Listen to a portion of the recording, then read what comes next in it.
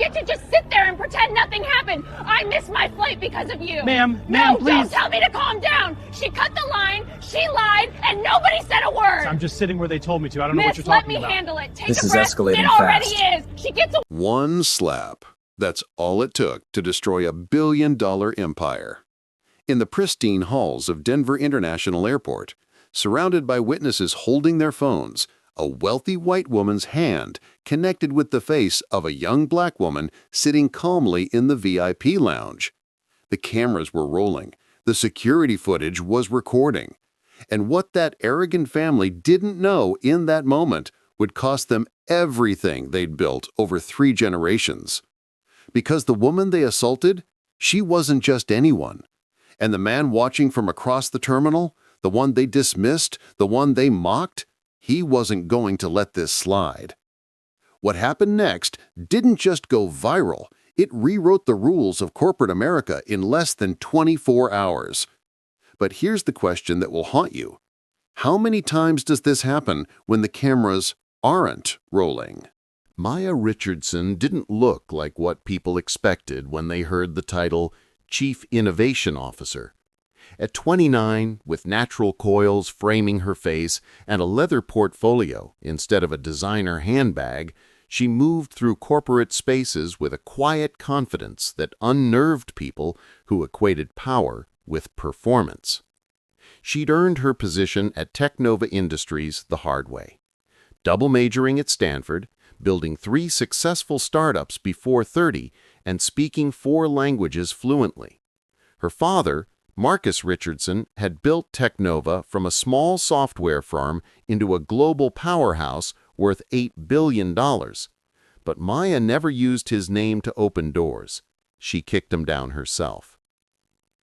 This particular Wednesday morning, she was returning from a 3-day conference in Seattle, where she just closed a preliminary agreement with Whitmore Global Investments, a deal that would inject $500 million into Technova's expansion into sustainable technology.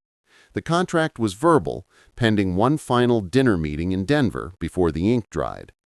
The Whitmore family was old money, the kind that built empires in the railroad era and never quite evolved past the attitudes of that time. Charles Whitmore III, the current patriarch, had a reputation for being traditional, which was corporate code for something much uglier. But business was business, and Maya had spent 18 months cultivating this partnership. She arrived at Denver International at 2:47 p.m., her connecting flight delayed by weather. The VIP lounge was quieter than usual, just a handful of travelers scattered across the modern space with its floor-to-ceiling windows overlooking the tarmac. Maya chose a seat near the window, pulled out her tablet, and began reviewing the final presentation for tomorrow's dinner. She had 3 hours to kill.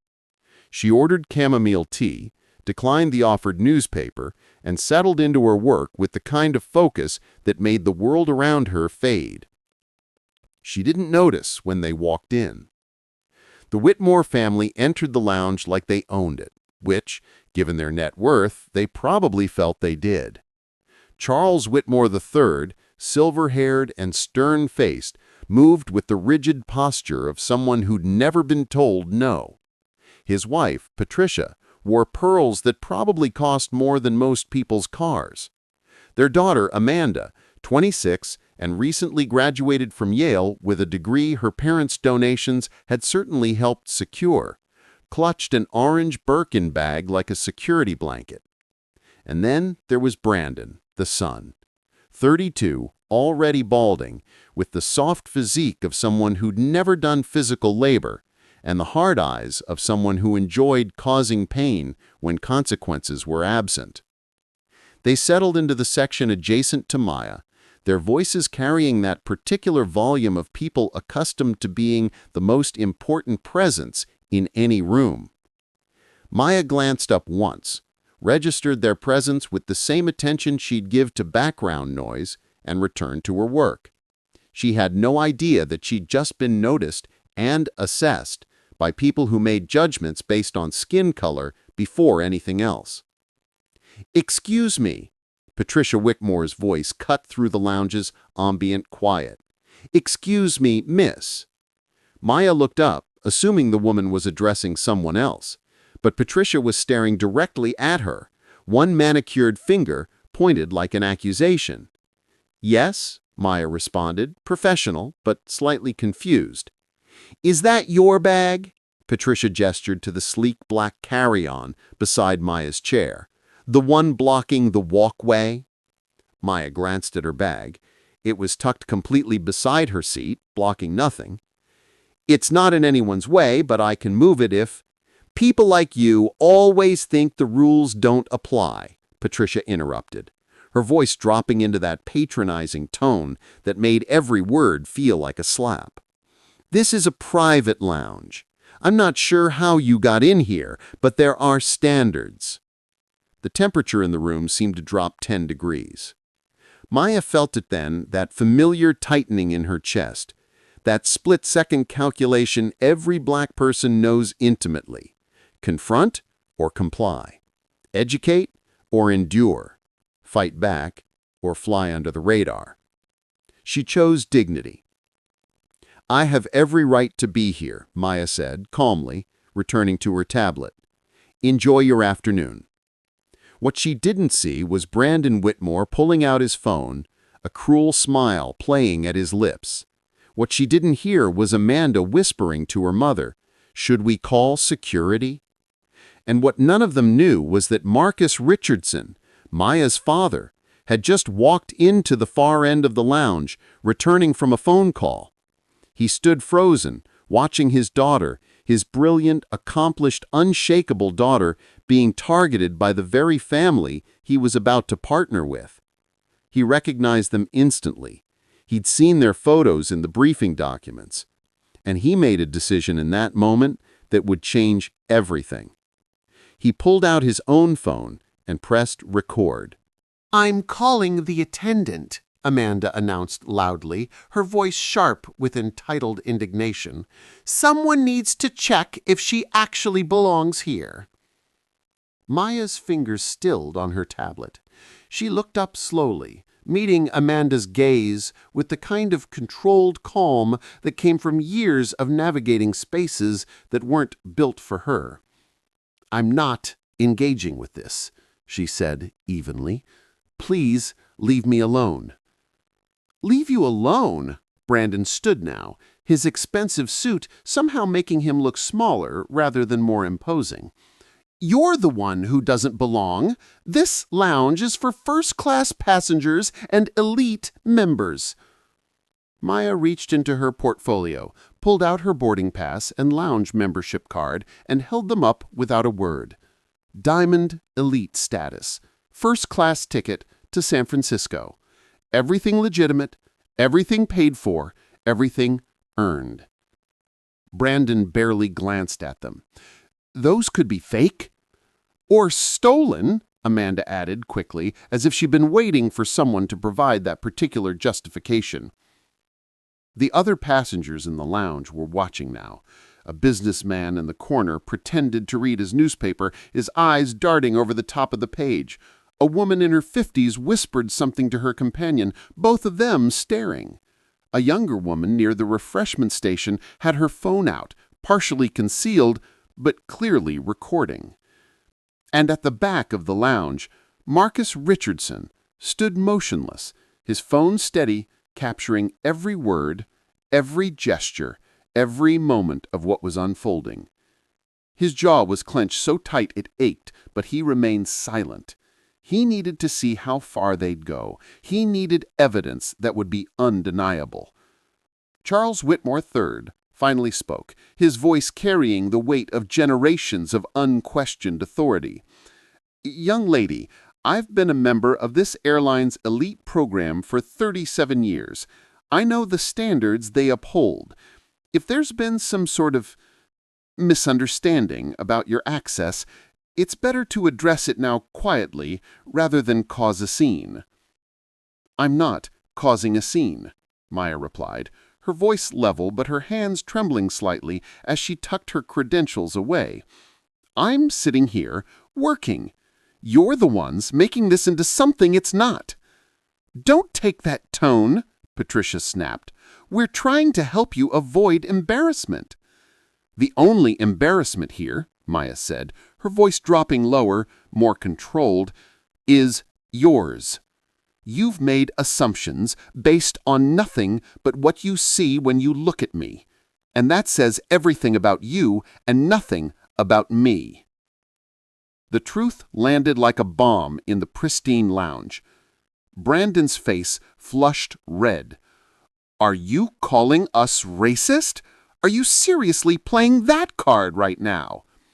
I didn't say anything about race. You did. This is exactly what's wrong with this country, Amanda jumped in, her voice rising. People like you always crying discrimination when you're called out for breaking rules. What rules? Maya's composure cracked slightly, her voice gaining an edge. Tell me specifically what rule I've broken. Show it to me. Explain it to me. Silence. Because there was no rule. There was only presumption, prejudice, and the bone-deep belief that certain spaces belonged to certain people. A lounge attendant approached, drawn by the commotion. She was a middle-aged Latina woman with kind eyes and a professional smile that didn't quite hide her discomfort. Is everything all right here? Yes, Maya said immediately. No, Patricia Whitmore contradicted.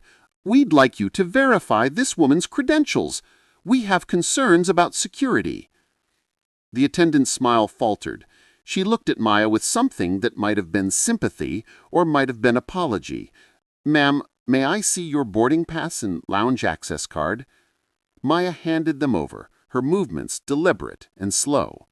The attendant scanned them both, looked at her screen, then at Maya, then at the Whitmores. Everything is in order. Ms. Richardson is an authorized Diamond Elite member with full lounge access. Richardson? Charles Whitmore's head snapped up, something flickering behind his eyes. What's your full name? That's none of your business, Maya said coldly. Maya Richardson, he pressed, his voice suddenly less certain. Are you related to Marcus Richardson of Technova Industries? The question hung in the air like smoke before a fire. Maya's expression didn't change. Again, none of your business. But the damage was done. Charles Whitmore's face had gone pale. His wife looked confused, and his children seemed oblivious to the significance. But he understood. He'd spent 18 months courting Technova, researching the company, preparing for this partnership. And he'd seen photos of Marcus Richardson's family. Oh, God, he breathed. What? Patricia demanded. What is it? But before he could answer, before he could attempt damage control, Amanda Whitmore made the decision that would immortalize this moment forever. She grabbed Maya's tablet off the armrest.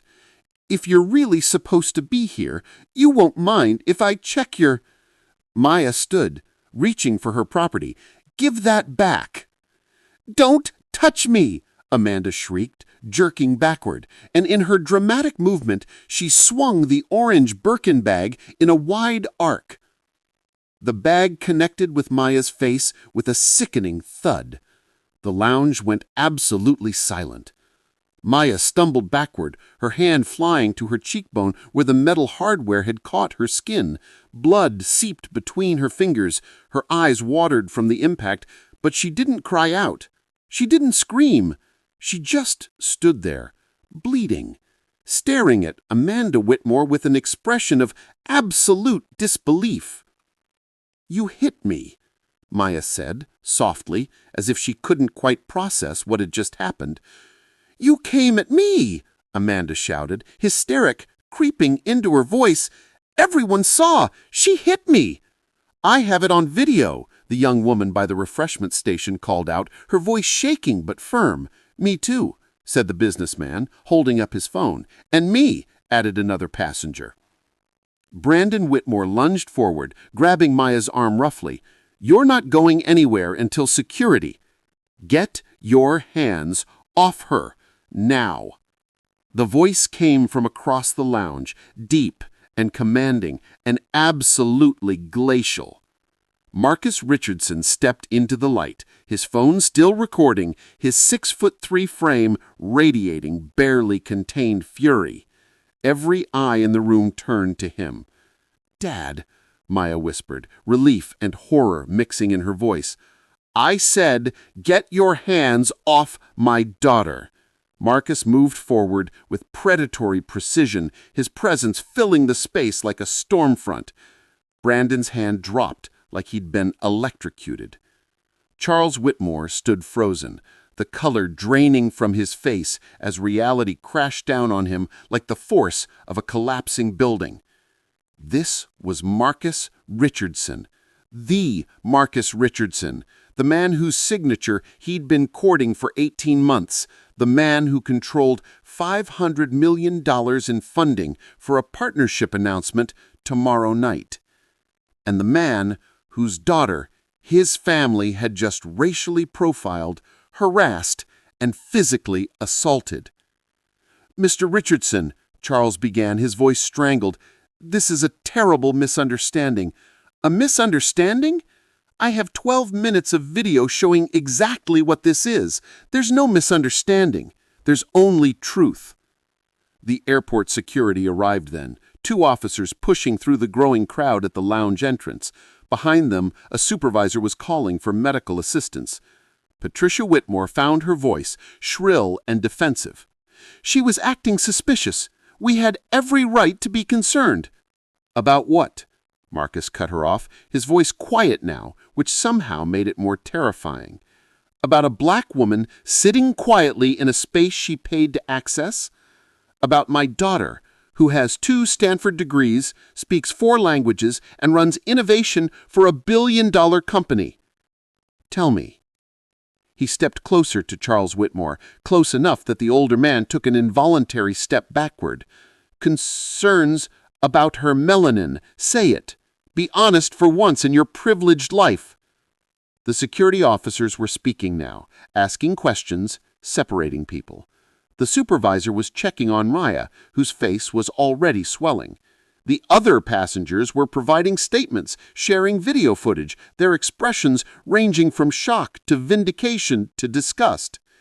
And Charles Whitmore stood in the center of the chaos he created, watching 30 years of business relationships, 3 generations of family reputation, and a $500 million deal disintegrate in real time.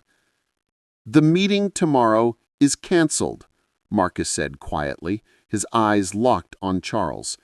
"The deal is dead. And by the time I'm done, everyone in the industry will know." The airport medical station was too bright, too sterile, too quiet after the chaos of the lounge. Maya sat on the examination table while a paramedic cleaned the gash on her cheekbone. Deep enough to scar, they said, though not deep enough to require stitches if she was careful. Her father stood against the wall, arms crossed, jaw working like he was chewing on words too dangerous to release. "I'm fine, Dad," Maya said for the 3rd time, though her voice wavered on the word fine. "You're bleeding," Marcus responded flatly. "That's not fine." The paramedic glanced between them, sensing the tension that had nothing to do with the injury.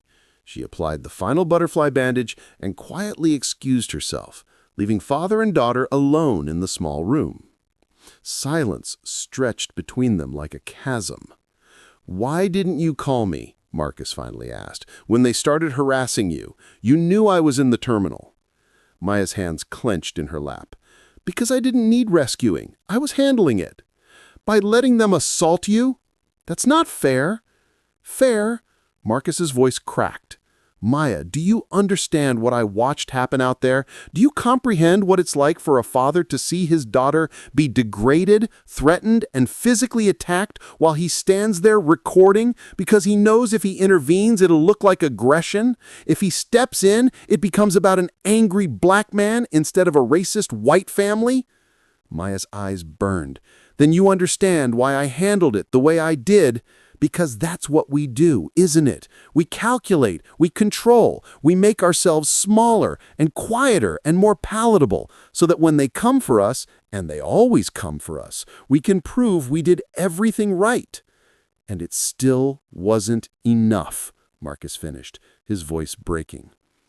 The truth of it hung between them like a guillotine. I've built Technova into an empire. $8 billion in valuation, 15,000 employees across 6 continents. I've had dinner with presidents and negotiated with royalty, and none of it protected you today. It's not your job to protect me from racism. That's not a failure you should carry. Then whose failure is it? Theirs. Maya gestured toward the door, toward the lounge, toward the Whitmores who are currently giving statements to airport police. It's their failure, their ugliness, their limitation. A knock interrupted them. The airport security supervisor entered, tablet in hand, expression grim. Ms. Richardson, Mr. Richardson, we need to discuss next steps. We have multiple video recordings of the incident. Mrs. Amanda Whitmore has been cited for assault. The family is threatening legal action, claiming false accusations. Let them, Marcus said coldly. My legal team will be here within the hour. There's something else. The supervisor hesitated. The videos are already online. Multiple passengers uploaded their footage to social media. It's spreading rapidly. Maya closed her eyes. Of course it was. In the age of viral justice, private trauma became public spectacle within minutes. How bad? She asked. The supervisor pulled up a social media platform on his tablet. The view count was already in the hundreds of thousands, climbing rapidly. The hashtags were proliferating. Hashtag airport racism. Hashtag Whitmore family. Hashtag justice for Maya. Hashtag Black women matter. But it was the comments that told the real story. Thousands of them, pouring in from across the world. I know exactly what this feels like. This is my life every time I walk into a nice space. The way she stayed calm while they attacked her, that's the trauma response of someone who's been through this before. That family needs to be held accountable. Names, businesses, everything. This is what systemic racism looks like in a designer handbag. Maya read them with a mixture of validation and exhaustion. She wasn't alone in this experience, and that was both comforting and devastating. Marcus's phone buzzed, then again, then continuously. His assistant, his legal team, his PR director, his board members, everyone was seeing the videos, and everyone understood what this meant. Sir, his assistant's text read, the Whitmore deal is trending nationally. Multiple news outlets are requesting statements. The board wants an emergency meeting. Another text came through, this one from his head of PR. We can spin this as corporate responsibility. Take the moral high ground. Distance from Whitmore Global permanently and publicly. Marcus stared at the messages, then at his daughter's bandaged face. They want to turn your trauma into a PR win, he said quietly. Will you let them? Maya asked. I don't know yet, Marcus admitted. Part of me wants to bury the Whitmores so deep they never see sunlight again. Part of me wants to protect you from the circus this is about to become. And part of me knows that neither option gives you what you actually need. What do I need? To be heard, to be believed, to know that what happened to you mattered, not because you're my daughter or because it's on video, but because you're a human being who deserved basic dignity. Maya's composure finally cracked. Tears spilled down her cheeks, stinging the wound. I thought I was prepared for this. I thought I'd built enough armor. There's no armor thick enough, Marcus said, pulling his daughter into a careful embrace. That's the evil of it. They make us believe that if we're just successful enough, educated enough, accomplished enough, we'll transcend the racism. But we can't transcend what they refuse to evolve past. Outside the medical station, the sounds of the airport continued. Announcements, footsteps, the rumble of planes taking off.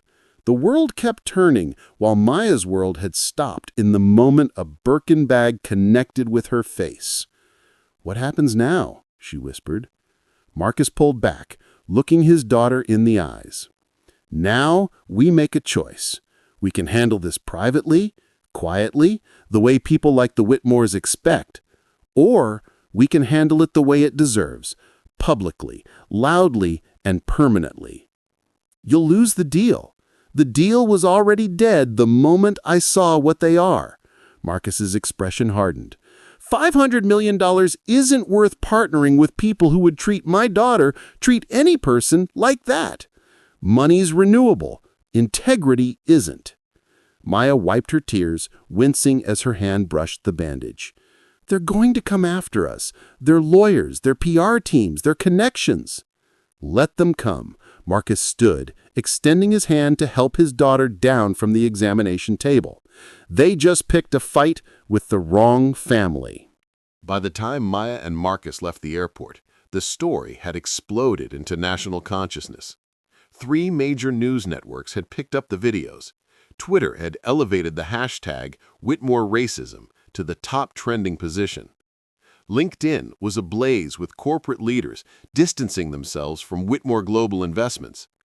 And the amateur footage, raw, unedited, undeniable, was being watched millions of times across every platform. The Whitmore family released a statement 6 hours after the incident. It was everything Maya had expected: lawyers' language, carefully worded non-apologies, claims of miscommunication and regrettable escalation on both sides. Marcus Richardson's response was 8 words, posted on Technova's official social media at 9:47 p.m. There are no sides to racism, only truth. By morning, 3 major institutional investors had pulled $2.3 billion from Whitmore Global funds. By noon, their flagship clients, including 2 Fortune 100 companies, had announced they were reviewing their relationships with the firm. By evening, Charles Whitmore III had stepped down as CEO, citing health reasons. Amanda Whitmore faced criminal assault charges. Her social media accounts, once filled with luxury vacation photos and society event selfies, were deleted. But not before the internet had archived everything, creating a permanent record of privilege and consequences.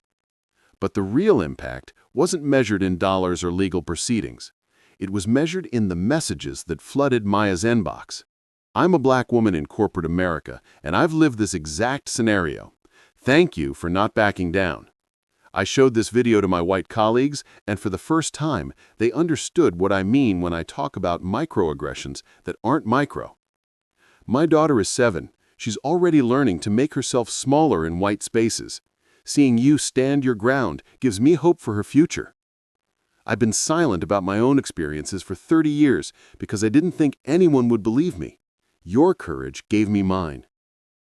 Maya read them all, every single one, and she wept for the shared trauma, for the collective exhaustion, for the hundreds of thousands of people who understood intimately what that moment in the airport lounge felt like. 3 weeks later, Maya stood before a congressional subcommittee on corporate discrimination, the scar on her cheekbone still visible. She testified for 47 minutes, her voice steady, her examples specific, her data irrefutable. Racism in corporate America isn't always burning crosses and overt slurs. It's assuming a black woman in a business lounge doesn't belong. It's questioning credentials you'd never question on a white face. It's the entitlement that allows someone to put their hands on another human being because they've been taught that certain bodies are less worthy of respect. She paused, looking directly at the cameras, broadcasting her testimony across the nation. What happened to me in that airport lounge wasn't an isolated incident. It was a revelation of what happens every single day to black professionals in spaces where we've earned our place but will always be questioned. The only difference was the cameras. The only difference was the witnesses. The only difference was that my father had the resources to ensure I was believed. Her voice dropped lower, more intense. But what about the black women who don't have cameras, who don't have witnesses, who don't have fathers with billion-dollar companies to protect them? They deserve justice too. They deserve to be believed too. They deserve dignity too. The testimony went viral within hours, and this time it wasn't just outrage driving the conversation, it was action. 6 months after the airport incident, the Corporate Accountability and Bias Prevention Act passed with bipartisan support. It mandated bias training, established federal reporting mechanisms for workplace discrimination, and created financial penalties for corporations that failed to address documented patterns of racial harassment. It wasn't perfect, it wouldn't solve everything, but it was something. As for Technova, the company that lost a $500 million partnership became a $12 billion powerhouse. Investors recognized that integrity had value. Clients wanted to align with brands that stood for something beyond profit. And the best talent, especially Black and brown professionals who'd spent careers navigating hostile corporate cultures, flocked to a company that had proven it would protect its people. Maya kept the scar. She could have had it surgically revised, made nearly invisible, but she chose to keep it as a reminder, not of victimhood, but of the moment she refused to shrink, refused to be silenced, refused to accept that her dignity was negotiable. On the first anniversary of the incident, a journalist asked her if she regretted how things unfolded. "I regret that it happened at all," Maya responded. "I regret that we live in a world where my credentials, my accomplishments, and my humanity could be dismissed based on melanin. I regret that countless others have experienced worse, with no cameras, no justice, and no resolution. I regret that it happened at all."